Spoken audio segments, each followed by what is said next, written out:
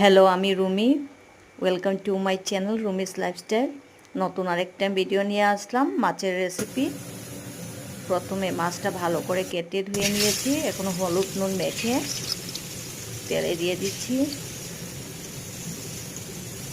সবগুলো মাছ আমি ভেজে নেব। আমার মাছ ভাজা হয়ে গেছে, তো লালচে করে ভেজে নিয়েছি। মাছটা নামিয়ে নিলাম। কড়াইতে আবারও কিছুটা তেল দিয়েছি, পেঁয়াজের পেস্ট দিয়ে দিলাম। দিয়ে এখানে আমি সর্ষে লঙ্কার পেস্ট, হলুদের গুঁড়ো দিয়ে দিয়েছি পেস্টে।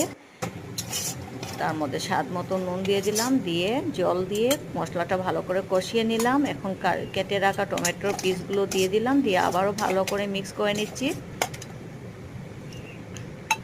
আবারও অল্প জল দিয়ে দিলাম, দিয়ে ভালো করে আবারও কষিয়ে নেব।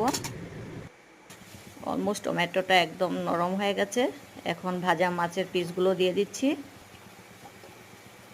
দিয়ে ভালো করে আমি নাড়াচাড়া করে গ্রেভির জন্য জল দিয়ে দেব।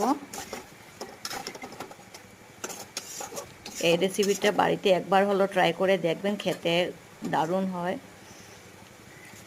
তো এখন আমি জল দিয়ে দিলাম গ্রেভির জন্যে, দিয়ে ভালো করে আবার মিক্স করে দেবো, একটু ফুটতে দেব।